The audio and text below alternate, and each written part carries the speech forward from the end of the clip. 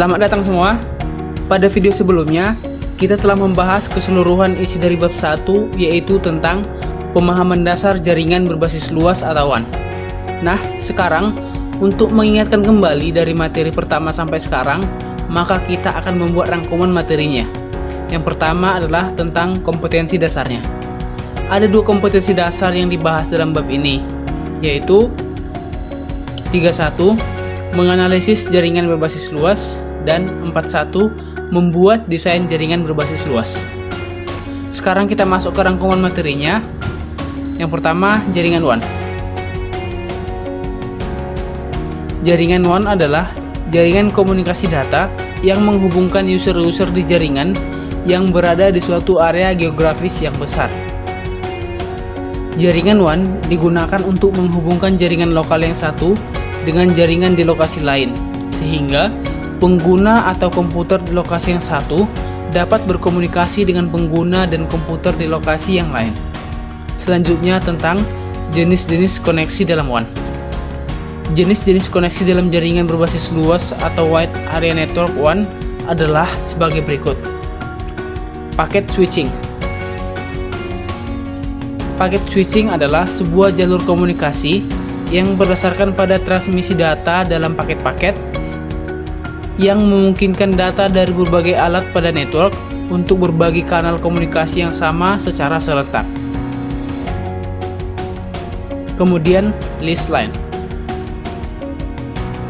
Leased line disebut juga point-to-point atau dedicated connection, yaitu koneksi yang disediakan khusus untuk pelanggan, di mana bandwidth-nya khusus untuk pelanggan itu saja. Lalu, circuit switching.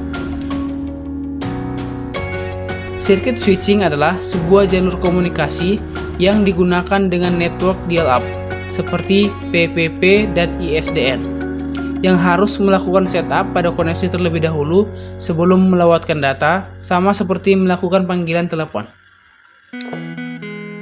Selanjutnya tentang komponen teknologi WAN.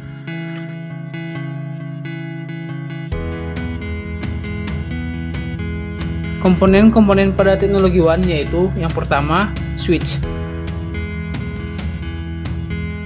Switch bekerja pada lapisan data link, oleh sebab itu sering disebut sebagai switch lapisan kedua. Lalu bridge.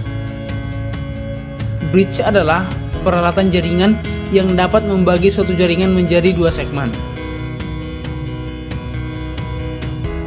Kemudian repeater.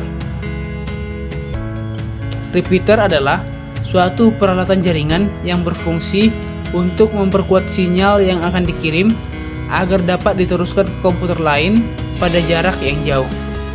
Selanjutnya, hub. Hub digunakan untuk memperkuat sinyal dan tidak memiliki kecerdasan untuk menentukan tujuan akhir informasi yang dikirim.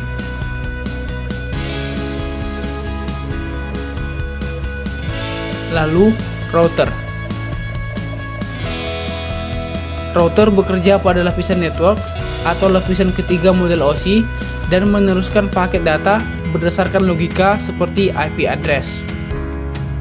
Kemudian routing switch. Routing switch adalah gabungan antara switch dan router. Selanjutnya multiplexer.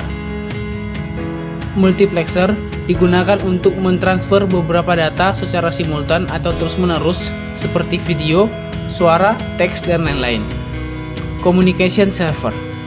Communication server adalah server khusus dial in dial out bagi pengguna untuk dapat melakukan dial dari lokasi remote sehingga dapat terhubung ke LAN. Switch X25 atau frame relay. Komponen ini digunakan untuk menghubungkan data lokal atau private melalui jaringan data menggunakan sinyal digital. Unit ini sama dengan switch ATM. Lalu media transmisi. Media transmisi adalah berupa kabel yang digunakan pada jaringan komputer.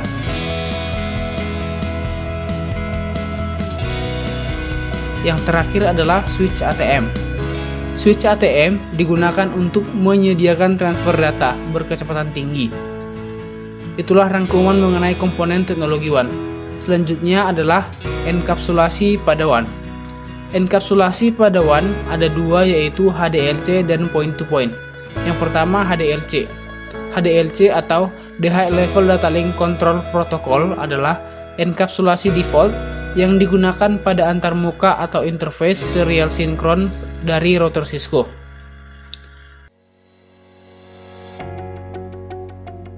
Enkapsulasi kedua adalah PPP atau Point-to-Point Protocol.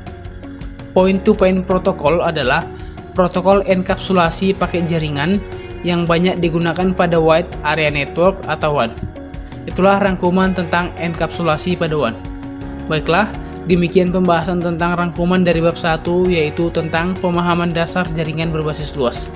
Beberapa poin evaluasi yang didapat setelah mempelajari materi ini adalah mampu mendeskripsikan jaringan berbasis luas, mampu memahami kegunaan jaringan berbasis luas, mampu mengetahui teknologi jaringan berbasis luas, dan mampu untuk menjelaskan desain jaringan berbasis luas.